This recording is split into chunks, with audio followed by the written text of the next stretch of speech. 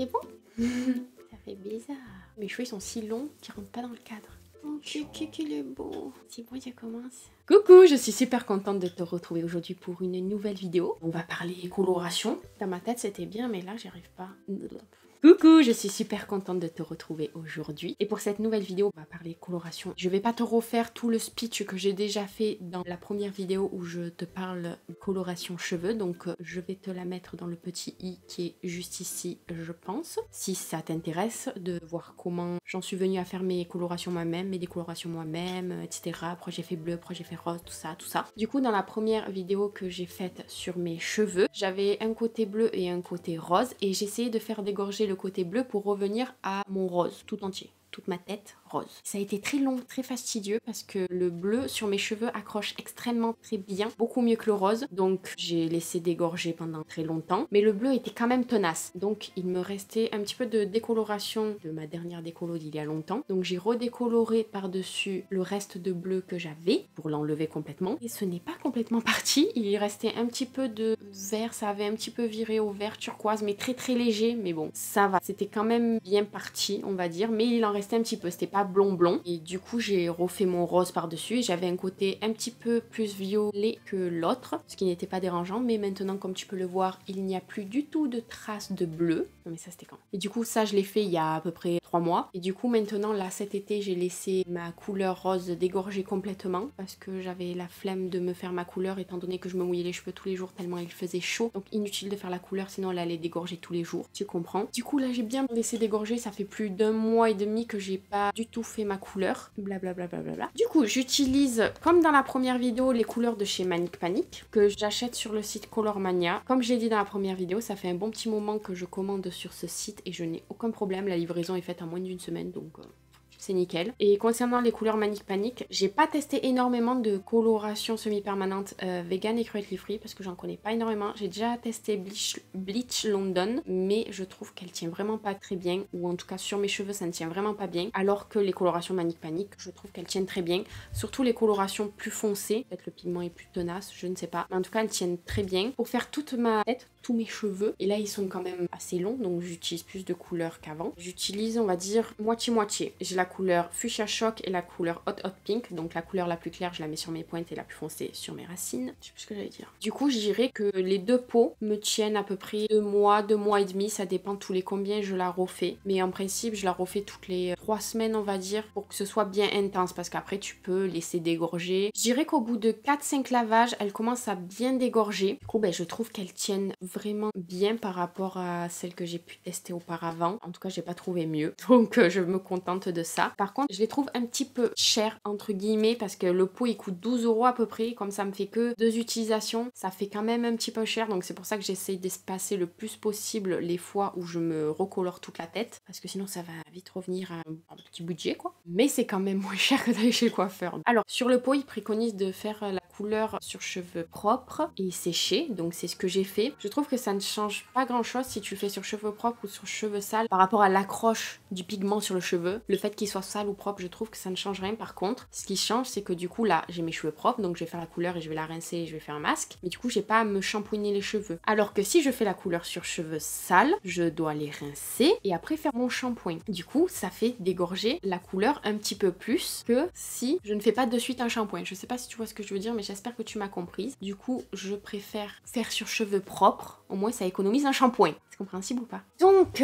je vais arrêter de parler et je vais commencer à la couleur de suite. Donc comme je t'ai dit, j'ai pris la couleur Fuchsia Shock et la couleur Hot Pink. La Fuchsia Shock elle fonctionne très bien sur les racines, sur les cheveux naturels, du coup elle prend très bien, ce qui est rare puisqu'en principe les couleurs semi-permanentes il faut toujours décolorer, sinon ça ne tient pas, mais celle-là elle fonctionne et je trouve qu'elle tient bien. Du coup je mets des petits gants. Oh, il me faut une cueillère. Donc comme tu peux le voir, j'ai déjà fait ma raie, la raie que je fais tout le temps quand je me coiffe, et je vais séparer donc le derrière en deux. Je suis désolée pour les gants qui font beaucoup de bruit, mais c'est comme ça. Et là maintenant je vais reséparer mes cheveux en deux pour faire 4 séparations.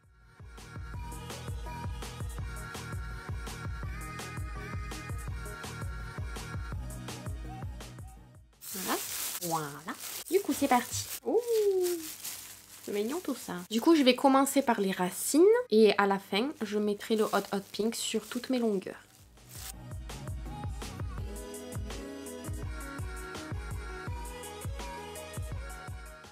Oh non. Oh non, le soleil dissipire. Oh oh. Natasha et les sols.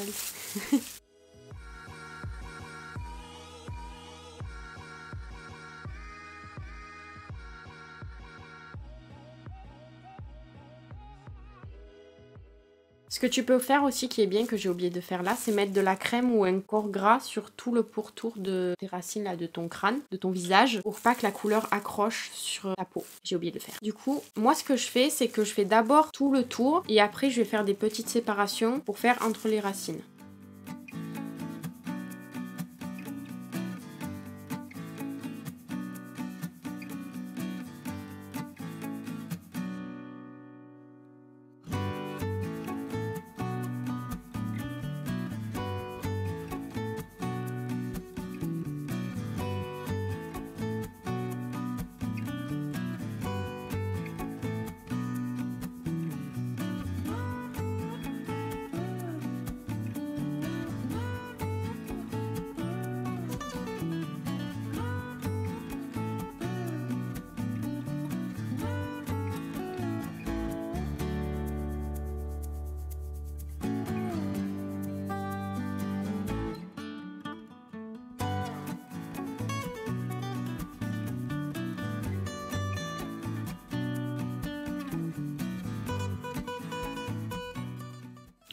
C'est chaud.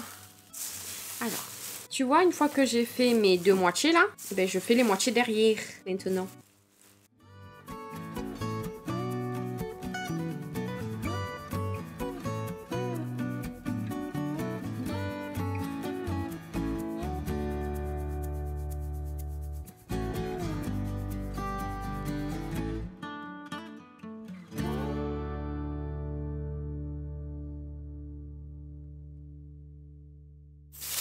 Je suis chaud, j'étouffe. Je suis toute blanche.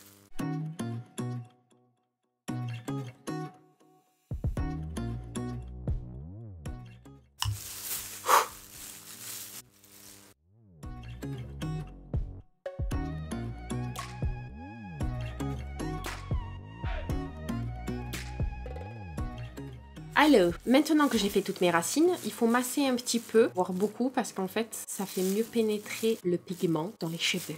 Voilà.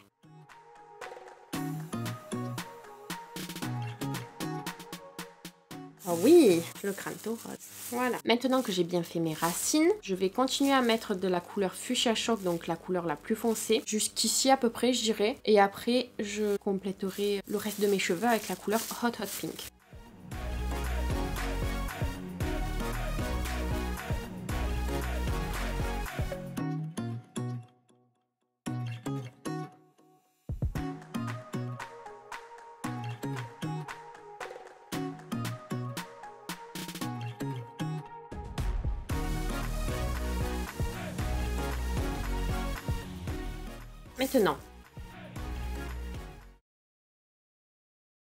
Maintenant, pour appliquer la couleur Hot Pink, je vais prendre des bouts de cheveux, genre comme ça, tu vois. J'en ai pas trop. Des mèches de cheveux.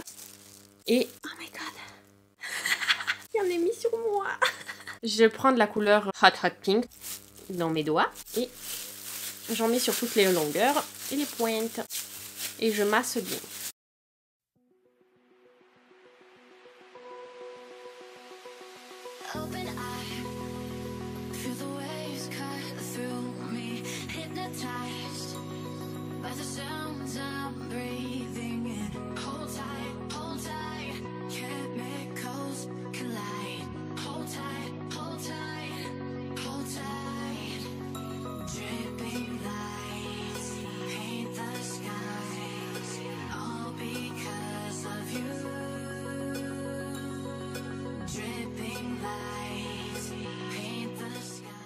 Voilà, c'est parti pour l'autre côté.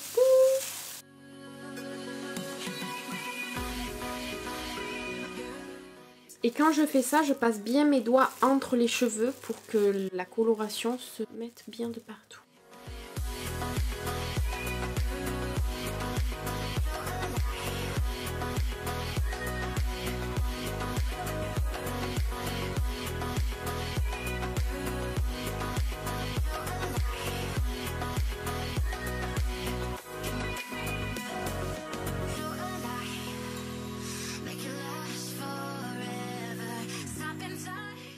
J'en ai partout.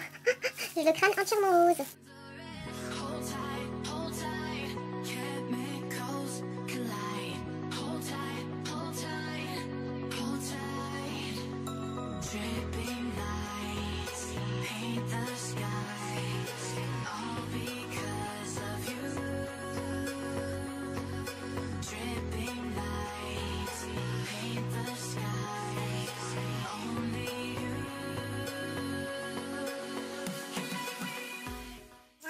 Voilà, et bien du coup on se dit à de suite, je vais laisser poser ça à peu près 30-45 minutes et puis voilà. Voilà! Je suis pas floue au moins. Et voilà ce que ça donne. Je trouve qu'à la caméra, ça ressort pas aussi bien qu'en vrai. En vrai, c'est beaucoup plus flashy. Notamment à la lumière du soleil, c'est vraiment très pétard. J'essaierai de te mettre une photo par ici pour que tu puisses voir le rendu à la lumière naturelle parce que c'est beaucoup plus impressionnant, on va dire ça comme ça. Là, c'est gentil. Je sais pas trop comment dire. Du coup, j'ai utilisé les 2 moitiés de peau que j'avais en entier, sachant que j'ai les cheveux quand même un petit peu longs et j'en ai beaucoup aussi. Et j'ai pu faire bien comme il faut toute ma tête, j'ai pas oublié d'endroit. Donc un pot entier en fait, pour une longueur de cheveux comme la mienne, ça suffit. Je voulais dire quelque chose tout à l'heure que j'ai oublié de dire. Je t'ai dit en intro tout à l'heure que je faisais ma couleur tous les mois à peu près, il me semble que je t'ai dit ça. Mais ça dépend des personnes. Si tu te laves les cheveux qu'une fois par semaine par exemple, ce qui serait extrêmement bien, au moins ta couleur dégorge le moins possible, forcément tu auras besoin de la faire par exemple que tous les 2 mois, ce qui est encore mieux. Moi personnellement je me lave les cheveux 2 fois par semaine, donc voilà. Je voulais dire d'autres choses et j'ai oublié, je suis bête. Ah oui, et si tu veux savoir si ça abîme les cheveux ou pas, personnellement je trouve que ça ne les abîme pas. Alors bien au contraire, je trouve que mes cheveux ils sont plus doux, ils sont mieux, ils ont une meilleure tête après les avoir colorés qu'avant. Je sais pas, peut-être qu'il y a du soin dedans. Je sais qu'il y a certaines colorations semi-permanentes où il y a du soin à l'intérieur, peut-être que c'est le cas pour celle-là, je sais pas trop. Je sais pas les ingrédients qu'il y a, je les connais pas, donc je peux pas te dire. Mais je trouve qu'ils sont plus doux mes cheveux et qu'ils sont bien, donc je pense pas que ça les abîme. Ce qui les abîme, c'est surtout les colorations, les vraies colorations permanentes, et les décolorations. Alors les décolorations, ça fragilise beaucoup le cheveu, mais si tu fais bien ta décoloration, ça devrait pas les tuer. Je sais pas trop comment dire, moi je les ai quand même décolorés plusieurs fois. Je trouve qu'ils sont plutôt pas mal par rapport à ce qu'ils étaient avant, quand je faisais rien du tout, qu'ils étaient naturels quoi. Je trouve qu'ils ont la même texture. Ça se voit qu'ils sont un petit peu secs, légèrement au niveau des pointes, donc faudrait peut-être que je les coupe, mais j'ai pas envie. Donc voilà, mais sinon ils sont, ça va quoi, ils sont pas élastiques, ils sont pas cramés, je trouve que ça va. Après ça dépend de la texture de ton cheveu, s'ils sont plus ou moins fins, etc. Peut-être que sur moi ça rend comme ça, mais peut-être que sur toi non, donc il faut tester. Et puis ben voilà, j'ai rien d'autre à dire. Si tu connais d'autres marques de coloration qui sont vegan et cruelty free, je serais ravie que tu partages ça avec moi en commentaire, puisque ben je suis toujours contente de découvrir de nouvelles marques, surtout si elles sont mieux que celles que je connais actuellement. J'ai rien d'autre à dire, je crois que c'est tout, hein. On va s'arrêter là, c'était déjà assez long comme ça. Du coup ben voilà, cette vidéo est terminée, j'espère qu'elle aura pu être utile, informative, que ça t'aura pu te divertir, tout ça. N'hésite pas à mettre un petit pouce vers le haut, ça m'encourage toujours, et moi je te fais de gros bisous et je te dis à très vite dans une prochaine vidéo. Bye bye.